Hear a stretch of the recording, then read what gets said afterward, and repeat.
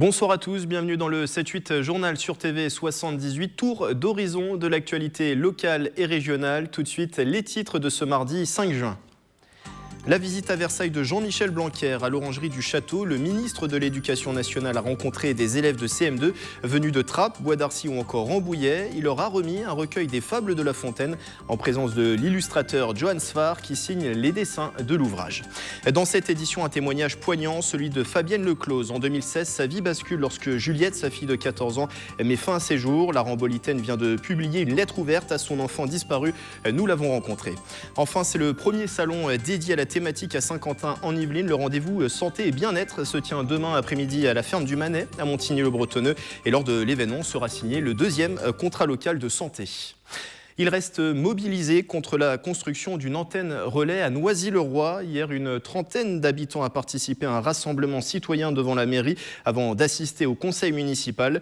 Depuis plus d'un an, ces riverains réunis en comité se battent contre l'arrivée d'un pylône de l'opérateur Free, une structure de 34 mètres de haut qui doit être érigée en zone boisée et à moins de 300 mètres des habitations.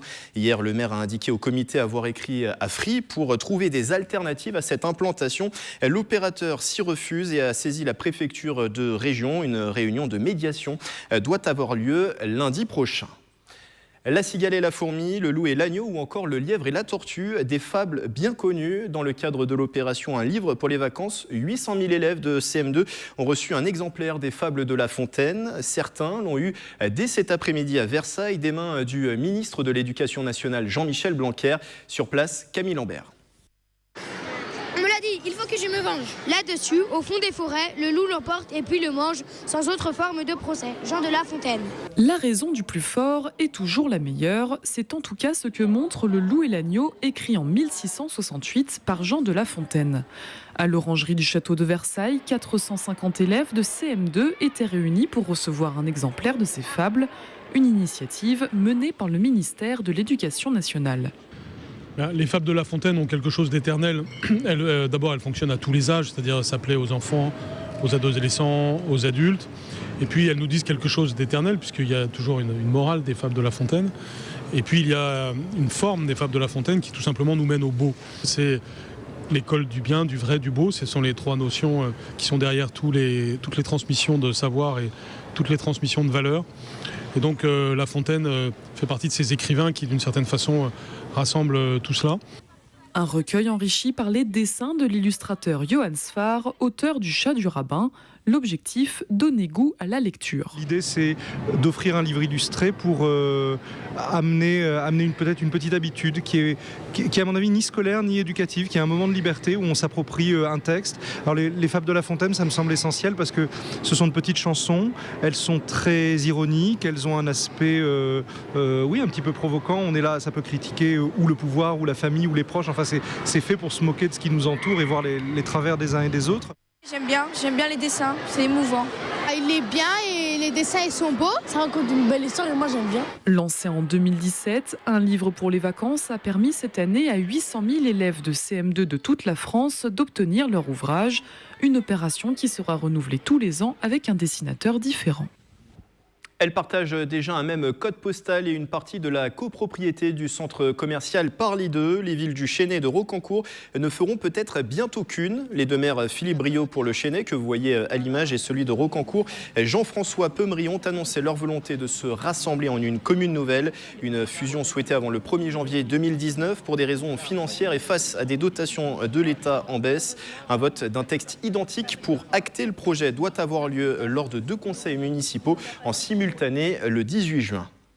Après les accidents de la route, le suicide est la deuxième cause de mortalité chez les 15-24 ans. Le 2 janvier 2016, la vie de cette habitante de Rambouillet tourne au drame. Sa fille de 14 ans met fin à ses jours. 2 ans plus tard, Fabienne Leclose publie un ouvrage, une lettre ouverte à Juliette, sa benjamine disparue. Elle s'est confiée à Mélanie Poquet, témoignage filmé par Patrick Jacques de Dixmude. Fabienne Leclose, bonjour. Bonjour. Alors, À Juliette est sorti il y a 1 mois. Comment déjà vous en êtes venu à l'écrire, cet ouvrage ? À force de lui écrire des grands mails et de ma détresse d'avoir perdu Juliette et sachant qu'il avait vécu la même chose, j'ai commencé à faire des ateliers d'écriture dès le mois d'avril. Et donc, dans ces ateliers d'écriture, je me suis rendu compte que ça me faisait du bien d'écrire et de poser des mots justes sur ce que je ressentais. Et au fil du temps, j'ai fait de plus en plus d'ateliers divers avec différentes personnes. Et voilà comment m'est arrivée l'idée d'écrire. Ça a été naturel, je pense. Et vous avez choisi de l'adresser à Juliette. Vous lui parlez tout le temps. Mais qui était-elle, Juliette ? Juliette, c'était une petite fille très mignonne, je trouve, hein, chez sa maman, mais un peu mystérieuse malgré tout, qui, au fil du temps, séparait un peu sa vie de famille, où tout se passait vraiment très bien. On était une famille vraiment soudée. Et on faisait beaucoup de choses ensemble, le week-end, les vacances. Et Juliette était une passionnée. Elle était passionnée de piano, de gymnastique et d'aviation. Elle voulait faire pilote de ligne. Et donc, oui, donc elle séparait vraiment son milieu avec ses amis, l'école. Elle ne se confiait pas beaucoup sur ce qui se passait. Et je pense que ses amis ne connaissent pas Juliette comme on la connaît, et vice-versa. Juliette était un enfant à haut potentiel, je le dis dans mon livre. Et ces enfants-là sont vraiment différents. Enfin, certains, peut-être pas tous, beaucoup plus sensibles, beaucoup plus têtus, à la recherche de réponses. Et elle avait beaucoup de peur, de phobie, de peur de la mort, qui est vraiment constante. Et une recherche du sens de la vie qui était assez présent en fait pour elle. Son suicide a été une surprise pour vous, c'est ce qu'on ressent dans les premières pages de votre ouvrage. D'écrire un tel livre, c'est aussi pour alerter, informer, que ce ne soit plus un tabou. Oui, c'était une complète surprise. On était vraiment atterrés parce qu'on ne s'y attendait pas du tout. On venait de rentrer de vacances au mois d'août, on était en Corse, on était bien, enfin, on était vraiment... on a fêté ses 14 ans et elle était heureuse. Il n'y avait vraiment pas de signe d'alerte. Après, elle a commencé l'année en se disant je vais absolument prendre des cours de maths particuliers pour réussir maths spé et tout, pour faire pilote de ligne. Et elle se projetait et vraiment, elle était rentrée en seconde, elle avait des amis, enfin, elle avait vraiment une vie sociale très... elle était assez populaire, Juliette. Et donc, évidemment, quand elle fait ça, on est complètement atterrés. Et pour écrire, déjà pour parler du tabou du suicide, parce que c'est vraiment, on a l'impression que si on lit un livre sur le suicide, tout le monde va se suicider, que c'est un tel tabou, même de nos jours. Et pourtant, c'est la deuxième cause de mortalité chez les jeunes, le suicide.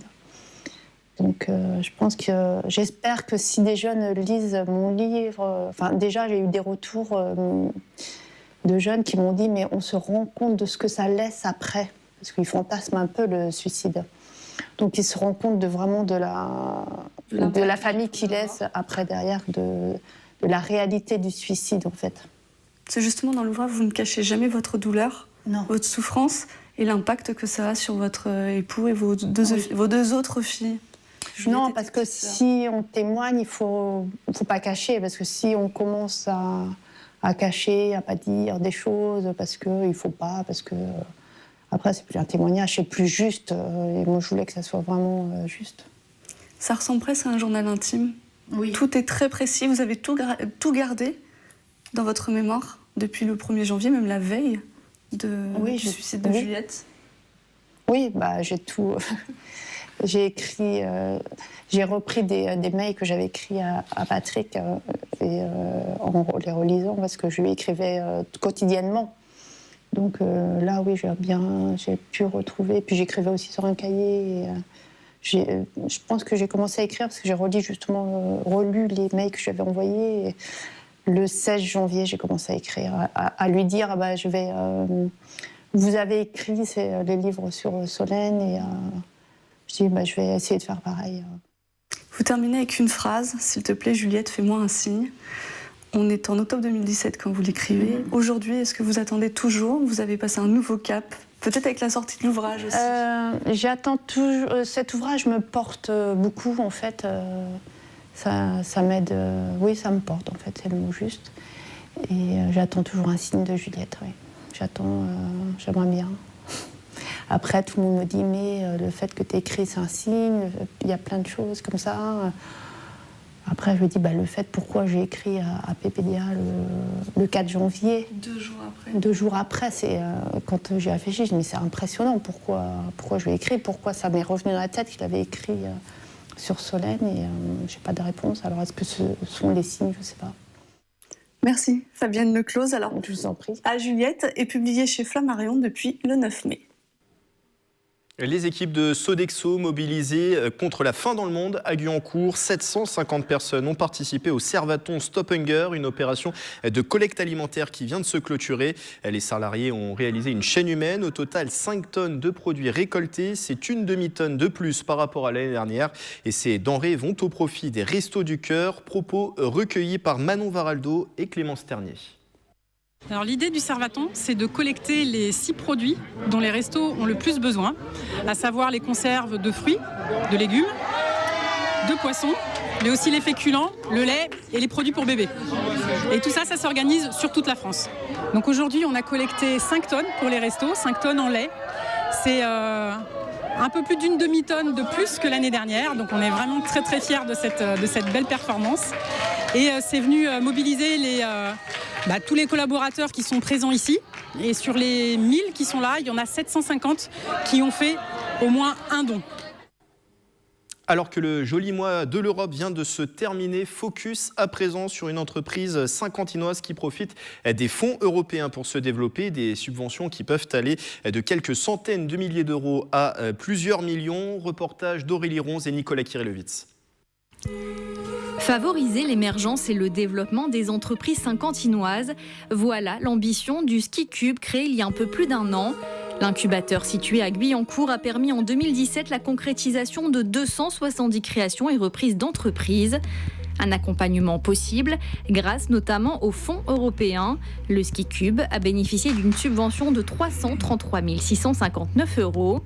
Profiter de l'Europe pour se développer, c'est aussi le cas de l'entreprise Emulsar. Basée à Montigny-le-Bretonneux, elle est spécialisée dans la conception d'ingrédients innovants sous forme d'émulsion. Un projet phare dans le domaine de la nutrition clinique que nous souhaitions développer par nous-mêmes, mais avec un manque de moyens, nous a donné l'idée et l'envie d'aller chercher des fonds européens pour pouvoir justement nous aider à financer le développement, l'industrialisation et la commercialisation de ce projet en propre. Avec Emulsar. Alors on a démarré le projet en 2015, on a commencé à monter le dossier et obtenu donc la réponse et les fonds en 2016, donc commencé réellement à travailler sur le projet en 2016 et donc maintenant jusqu'en 2019 avec une enveloppe d'un peu plus d'1,7 million d'euros. Pour faire une demande de fonds européens, certaines entreprises se tournent vers des sociétés de conseil. À Manille-les-Hameaux, Cap Industrie fait partie du cluster Genaris Group. Parmi ses activités, le montage de dossiers de financement européen. Ce que l'on fait, c'est qu'on va rechercher des projets ou des entités qui sont à la recherche de fonds, à la fois publics mais aussi privés. Et donc on va mettre en adéquation, leur permettre de gagner un peu de temps. Et donc nous on est là juste pour apporter la valeur ajoutée, c'est-à-dire corriger les dossiers, les mettre en œuvre, s'assurer qu'ils sont bien montés, quoi. Des entreprises qui parfois se découragent face à la complexité des dossiers et pourtant elles ont tout à y gagner. Et justement les Français sont un peu mal placés là-dessus. On est peu demandeurs de fonds. Les fonds, c'est pas une perte de temps parce qu'on peut s'en servir pour d'autres recherches de financement. Donc non, c'est pas difficile, ça demande du temps, ça demande de l'investissement, ça demande d'y mettre un peu de passion, mais voilà, c'est le métier des entrepreneurs, je crois. Pour la période 2014-2020, la région Île-de-France dispose d'une enveloppe de 540 millions d'euros de fonds européens. Elle vient tout juste de lancer un appel à projets autour des programmes agri-urbains. C'est le premier salon du genre à Saint-Quentin en Yvelines. Le rendez-vous santé et bien-être est au programme demain. C'est à la ferme du Manet de Montigny-le-Bretonneux de 13h à 18h.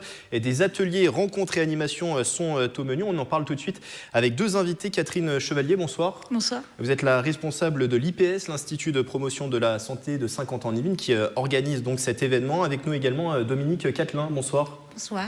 Conseillère communautaire de Saint-Quentin en Yvelines, vous êtes déléguée à l'action sociale et à la santé. Alors c'est le premier rendez-vous du genre, je le disais. Pourquoi fallait-il pour l'agglomération proposer cet événement ? Comment dirais-je, le contrat local de santé, le premier, s'est terminé donc en 2017, donc en décembre. Donc bien entendu, c'était le premier dans les Yvelines aussi, et le premier surtout, l'agglomération a tout fait pour que ce soit le premier aussi au sein de l'Île-de-France. Donc ça, c'est quand même un point à noter. Je pense qu'on peut en être fier. Donc bien entendu, il fallait pas en rester là. Nous avons bien entendu avec Catherine et puis toute l'équipe de l'IPS et nos partenaires, bien sûr, voulu signer un nouveau contrat local de santé, donc qui va voir le jour là, parce qu'il y a une signature. Il sera signé à l'occasion de ce salon. Tout à fait.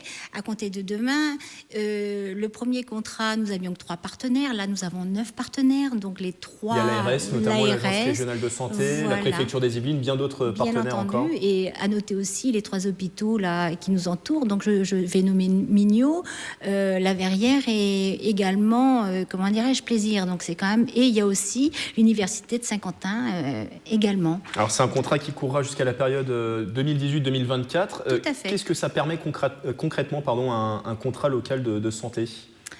Ça permet, au niveau de nos 12 communes, parce qu'en fin de compte, ça va concerner nos communes. Donc, on peut innover en santé. On a une cartographie vraiment très, très pointue de nos communes avec les besoins de chacun. Donc, ça nous permet aussi de voir un petit peu ce qui se passe sur toutes ces communes, de répondre à certaines problématiques qu'on rencontre. Ça va nous permettre aussi de travailler avec ses partenaires, de mettre plein de choses encore en commun qu'on n'avait pas eu le temps de mettre jusqu'à présent, parce que le premier contrat local, on avait été ambitieux, très ambitieux, et en fin de compte, on s'est aperçu qu'il fallait faire moins, mais peut-être un peu mieux et aller plus dans le détail. C'est pour ça que pour le premier contrat, nous avions 5 axes et là, nous avons tout globalisé sur 3 axes.